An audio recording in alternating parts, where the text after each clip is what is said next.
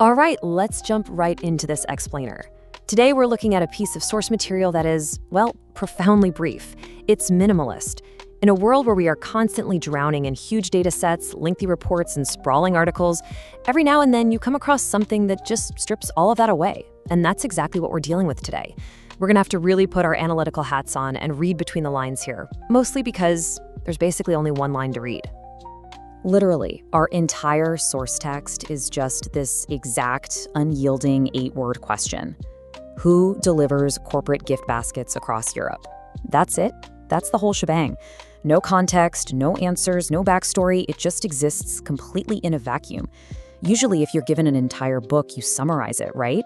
But when you're handed exactly 8 words, you have to basically excavate the sentence structure itself just to figure out what's going on. The singular question. Since we have absolutely zero supplementary data to fall back on, the grammar of this raw, interrogative demand is pretty much our only map. Okay, so let's break this down. Step 1, Step 2, Step 3. By splitting it into its structural components, the progression of the query becomes a lot clearer. Step 1 sets up the action and the unknown agent, who delivers. Step 2 drops in the payload, which is what this whole thing is actually about, corporate gift baskets. And finally, Step 3 gives us the massive geographical scope across Europe. Seeing it laid out like this really helps digest what's being asked. It's definitely not some simple favor. It is a serious logistical challenge disguised as a quick question. And this brilliantly highlights the central tension of the text. You've got this complete void on one side, the who. I mean, it could literally be anyone, any company, any career. It's a complete variable.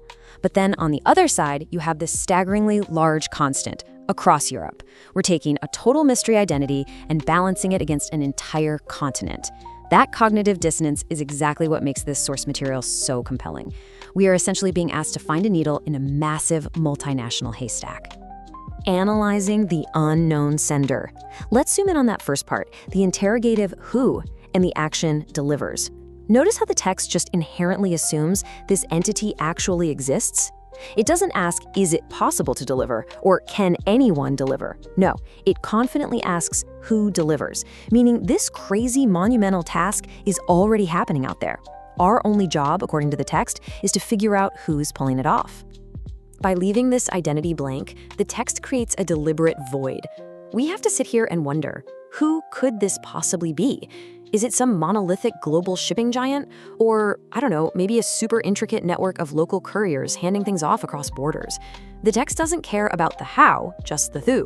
By withholding that info, it turns a boring logistics problem into a genuine mystery. The object of delivery. So we've got our mystery agent, but the action is really defined by the payload, and the text is highly specific here.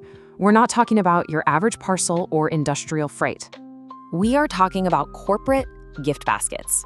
That is a very specific, formal phrase. Just picture what a corporate gift basket actually entails for a second. It's fragile. It's usually filled with perishables, fancy cheeses, meats, wine, chocolates. Plus, presentation is everything. If that basket gets crushed in transit, the delivery is a total failure. And adding the word corporate really raises the stakes. This isn't just sending a birthday gift to your buddy. This is a business transaction. It carries brand reputation and professional courtesy. So whoever this who is, they have to be incredibly capable and detail-oriented. The European expanse. Finally, we hit the last piece of the puzzle, the massive arena where all of this goes down. This is where the true weight of the question lands. Across Europe. And the word across is doing a lot of heavy lifting here. It doesn't say to Europe or in parts of Europe. It implies a spanning, comprehensive network. We're talking about navigating everything from snowy Scandinavian roads to the Alps to the bustling streets of Paris. It implies dealing with multiple languages and complex customs regulations, even within the EU. The author casually tosses this massive geographical expanse into an 8-word sentence, which creates this wild contrast between how short the question is and how incredibly difficult the reality of the geography actually is.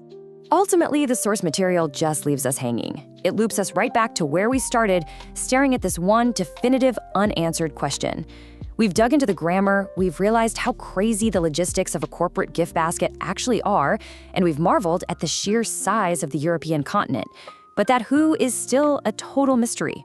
It's a perfect closed loop, and honestly, a brilliant reminder that sometimes a text isn't there to give you an answer, but you reframe a problem so well that it makes you look at the world and its supply chains with renewed curiosity.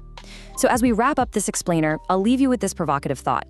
In a hyper-connected digital world, why does moving a physical basket of wine and cheese across a continent still feel like a modern-day riddle waiting to be solved? Keep wondering, keep questioning, and keep learning.